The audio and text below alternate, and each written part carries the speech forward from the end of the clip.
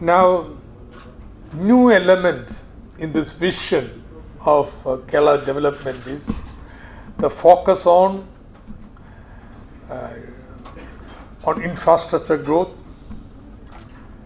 so that you attract private capital investment into sectors where we have greater competence,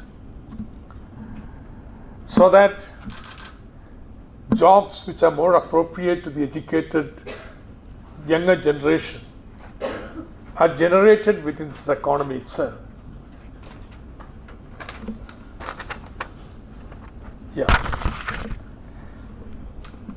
ഇതൊരു പുതിയ കാര്യമാണ്, വേണ്ടത്ര ശ്രദ്ധ ഇതിന് കൊടുക്കാറില്ല.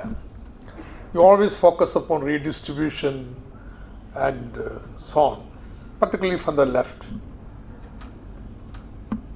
So, ഇത് എന്താ ഇതിൻ്റെ അർത്ഥം? How much investment would be required in the infrastructure? Say in a span of 5 years, 6, 7 years period, something like 75,000 crores rupees. It's a huge amount of money here. It's a huge amount of money, unparalleled public investment program. See, take our roads, road connectivity. If all our state highways, major district roads and national highways are to be converted into a national standard level, it requires a minimum investment of 40,000 crores. The land is so scarce here, and investment has so many problems in terms of the development agencies. Unless you have parks where common facilities, everything is built up, we are not going to attract investors. Apart from IT, what industrial park the name do we have? So it's a huge investment that is required. Now the second point is, this investment, particularly in the connectivity, roads and so on, will not be forthcoming from the private sector. For the simple reason, it is impossible to have a revenue model of this infrastructure development. Now,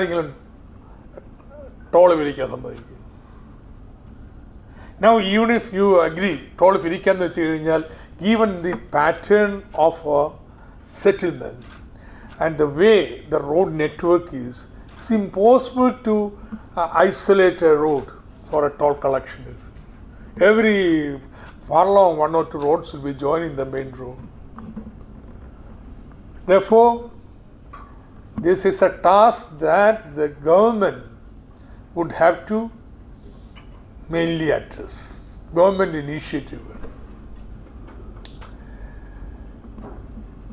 How can government undertake such a large investment program?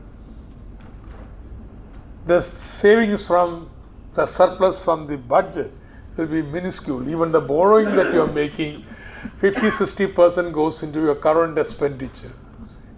Therefore, your budgetary savings are going to be very, very limited. So, do we wait till a period where your revenues grow, your budget generates sufficient investment surplus so that you can build the infrastructure? You will have missed the bus.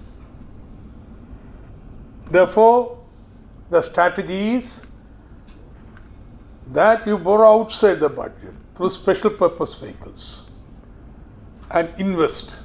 And there are of course risk involved in it. But there are times in history when you dare to take the risk.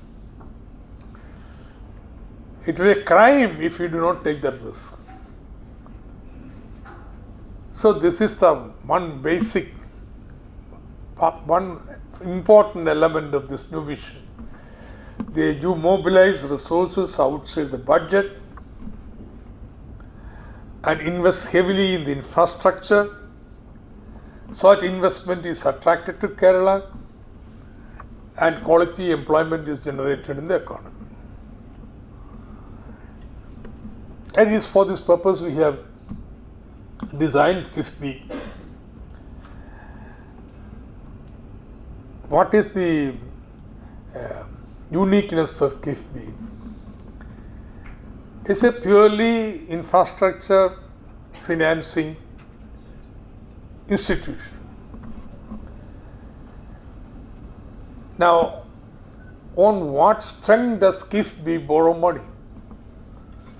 On the strength of a legislation which guarantees every year increasing share of the taxes to KIFBI, which in a span of 15 years, 17 years will reach as much as 1 lakh crores. Therefore, this institution can securitize its future income flow and borrow today and make this money available to various sectors for investments. And this being a modern institution can utilize various SEBI and RBI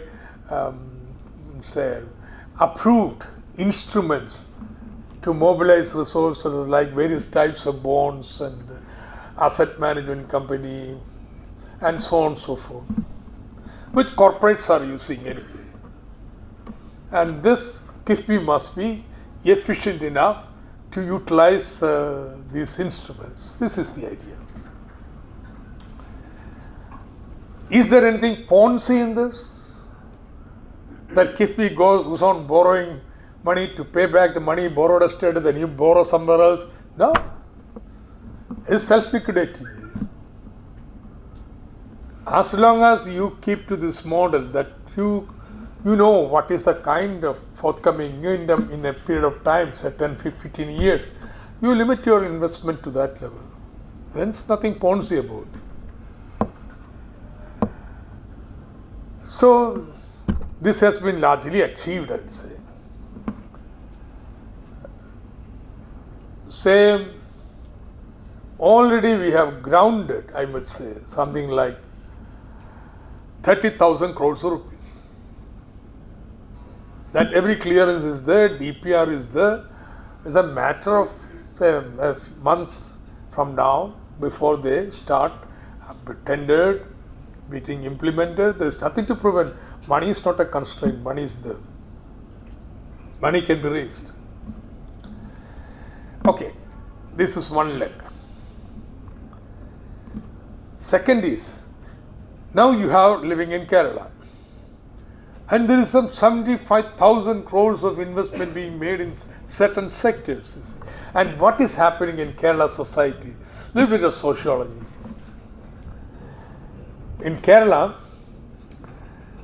rapid differentiation is taking place. 30% top is growing rapidly, getting mainstreamed into the national elite. Okay, that's happening. There is another bottom 30% who are getting immiserized or not participating in this growth, like Adivasis, fisher folk, and so on and so forth. And the middle 40 aspires to join the first 30%, but I don't know if they will ever do that, but still their aspirations are towards that. Now, politically, the base of the left is not in the top 30%, but bottom 30% and the middle. Now, here is a problem. You are pushing for investment 75,000 crores rupees here. Now, what is the deal for this 30%, bottom 30% or bottom 50%? That's an issue political left would have to directly address. So, the deal is the poor will get total social security. Now there are been questions about basic income transfer, and so I see this old age pension as basically just that, basic income supports transfer. We are talking about 6,000 rupees per year to be transferred to farmers' houses. Here on an average, I think some 20,000 rupees is transferred in a year to a house. For about half the families in Kerala. So we will strengthen that. We will improve upon that. We will have a health program which will guarantee the poor not just bare minimum, no. Even for lifestyle diseases they are prone to, they get the best treatment. We will see to that the children go to the best school. We will not say, oh, public education, public health, we shall hesitate to spend. No, we will spend. This is the social compromise. You are bringing the social classes in Kerala behind this strategy of growth through this very deliberately chosen path, that you are going to provide so complete as much as possible social security, not only non-people but differently enabled, aged and so on, and also provide good education, good health. Okay, that's the, but your children, they need a better education, better job. You may not. The parents will continue still in coir industry or handloom. Okay, you weave the handloom, we will buy it at a higher subsidized level rate and give it as uniform to children. Your job is protected.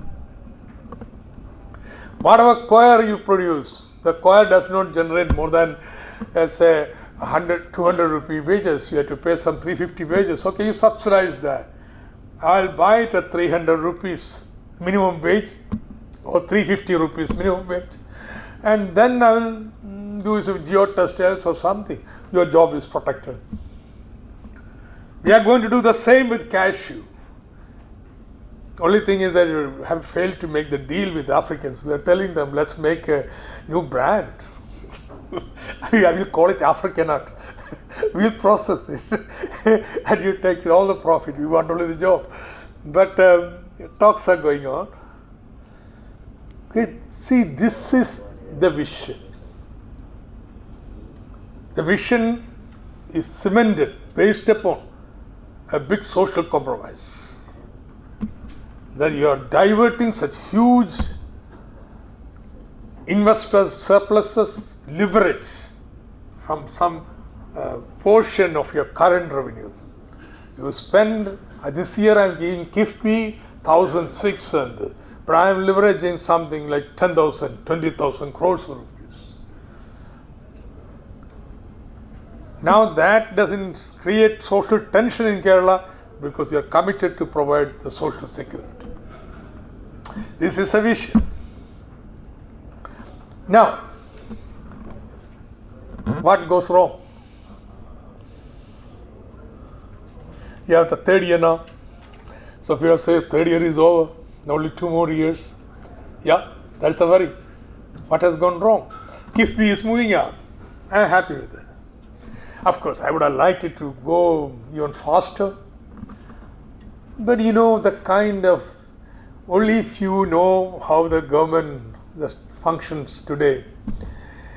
All these PWD things and so on, the candidates, nobody goes and investigates anything. It's only as you build the road, you find a rock there, then you do that, do this. Nothing. So now, no. Each project, however small, there's a detailed project report, social impact study, environment impact study, and so on and so forth.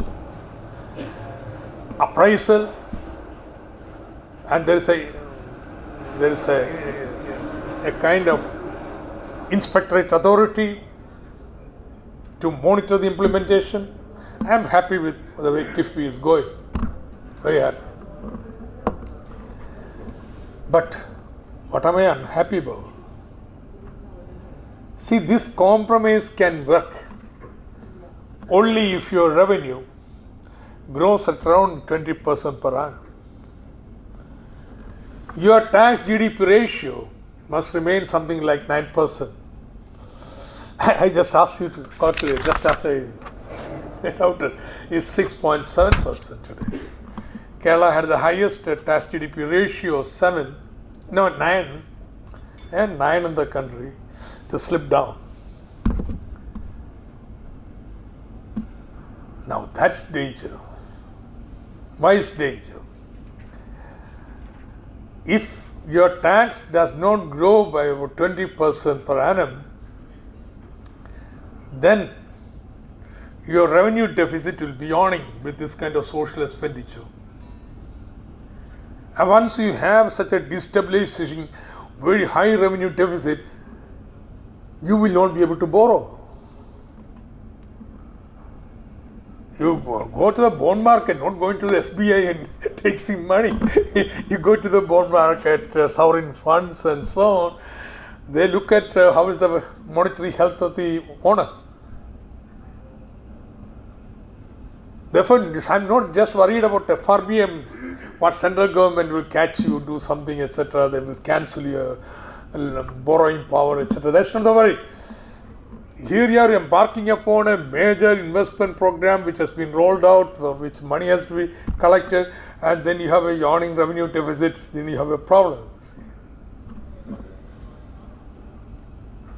The only reason I would have accepted GST is that GST held out the prospects of very buoyant revenue. VAT had reached its peak. It had peaked. From 13-14 VAT had come to 10%. Without any tax, VAT was a sitting duck.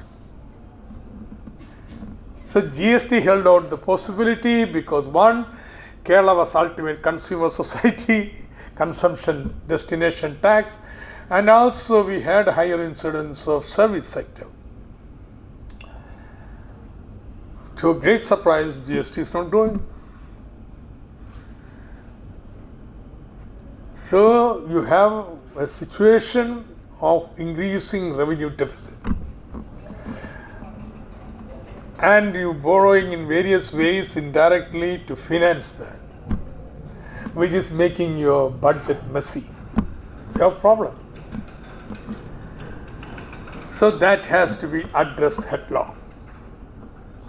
So the major action point in this budget is one with which most of you are very skeptical. I was reading Professor M.A. Uman, your comments. Yes, sir. Anybody who thinks, hey, you're 10%, you're going at 10%, and now you're going to go jump into 30% bracket, you may say it's unlikely. And you're right. അത് അപ്രായോഗികമാണ് എന്നാണ് everybody is saying. There are two reasons I jump for 30%. One is that make it or break it. If you don't do it, then we are in trouble, real trouble. You will have to moderate what you are doing. Two, I am convinced personally it can be done. I will tell you the logic behind that.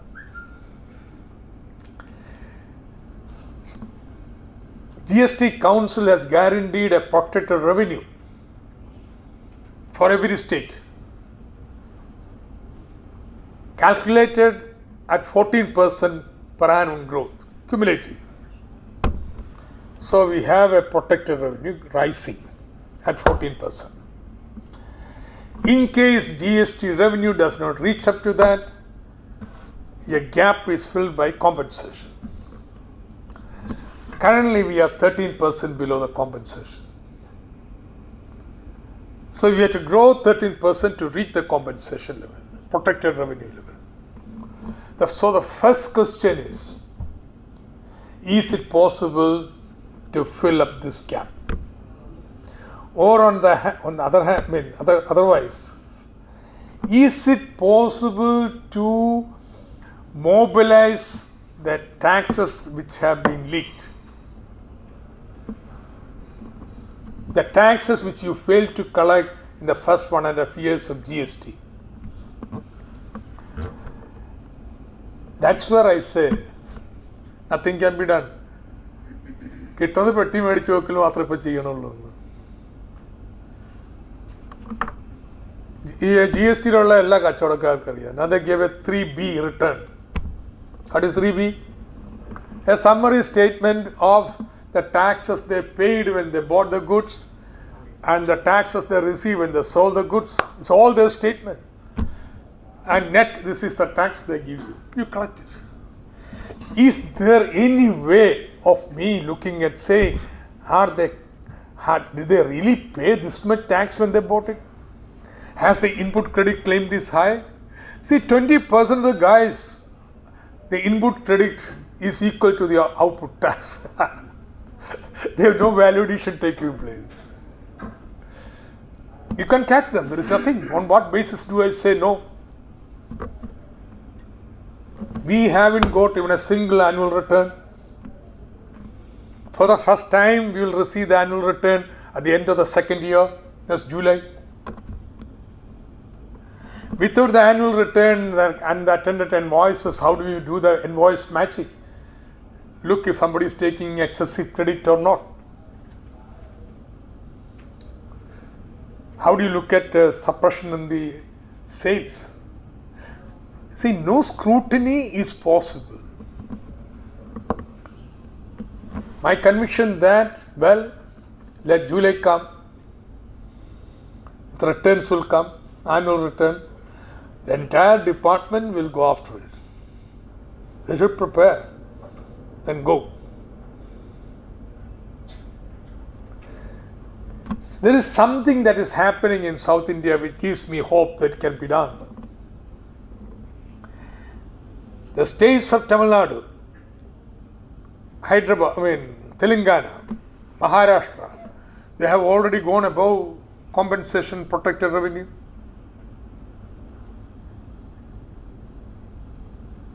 They have also big consumer base.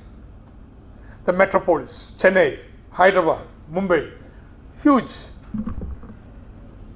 But they have one advantage when compared to Kerala. The consumption comes from their production base.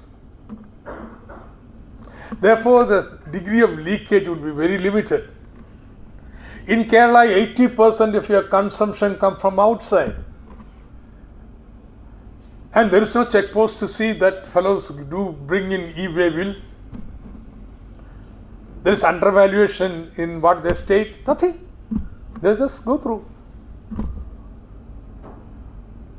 So you will find in these southern states, they are doing pretty well because it's all intra-state trade, while Kerala is all interstate trade. So in July, it may be against the spirit of GST and so on, but tax people are going to be there along with excise people. We won't put commercial taxes, but tax people will be there in the excise. Excise will have checkposts in all entry points in Kerala. And every vehicle entering Kerala will have to produce the e-way bill physically or give their e-way bill, download it and show. There can be certain quick calculations, artificial intelligence even. Whether a lorry carrying this much, this many weight should be of this size or not. Then somebody pick them up, Scots. Ultimately, 2 years from now, 1 year from now, you will have RFID or automatic number plate reading system covering the whole Kerala. That will take some time to come, but I cannot wait for that time. Therefore, it will be physical checking. I don't care where GST Council agrees or not, but if you are entering Kerala, you will have to have e-way bill. We will ensure it. And that with very thorough examination, scrutiny of the returns should enable you to recapture the lost revenue. It's not going to thin air. You are going to scrutinize the return. So this 13% gap will be filled by scrutinizing the collection in the last 1.5 years. It's a big challenge, I agree. But that's what has got to be done. And once you do this, the next 14% growth, the current year is automatic. Let's take us to 27. Just achievable. Telangana has done it.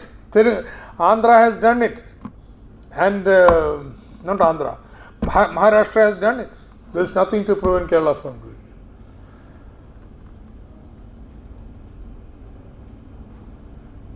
it. So you have reached the threshold. Then you go for your VAT. Yes, sir, amnesty. You're liberal. No penalty, no interest, just give your tax and go. If you are not agreeable with the tax, say our best judgment is wrong, as many of them are. I agree with you, there are arbitrars involved.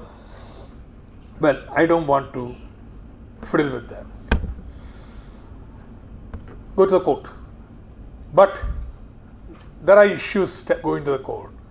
You have to pay 20% or 50% of the tax in advance before you appeal. I agree. Once we settle it later, this will be adjusted towards the tax. So you don't lose it. 2, we'll give you another additional advantage. We will put a ceiling to the court fee. That is another big deterrent. You have to pay 1.5% court fee and a huge bill. So you can go to the appellate authority, we'll create more appellate authority, go there and settle it and come. So, yeah, that takes us to over 30%. This is static. Well, that's what we are going to do. And it will be done. So it is not a question of what revenue will bring Kerala's revenue deficit to 1% and Kerala's fiscal deficit to 3%, but this is calculated from here. Luckily, it will turn out this revenue will bring you to 1% revenue deficit and 3% fiscal deficit, so that numbers look very good for any rating agency or anybody. That's the idea. Now, still there are maybe doubts. This can be done. Will everybody work together? I had an experience as a tax minister in the last term. For 4 years, I put a prize money of 25,000 for anybody who brings an evidence of a corruption case into my check post. For 4 years, there were no takers for it. If you can sufficiently motivate the officers, motivate them, that is very, very important. Not just order them around. It should be possible to do it. Tell me what other option is there? There's another option here. So we'll take that. So once you do it, then what do you do with this money? Resources. And that's where this 25 programs, etc. comes.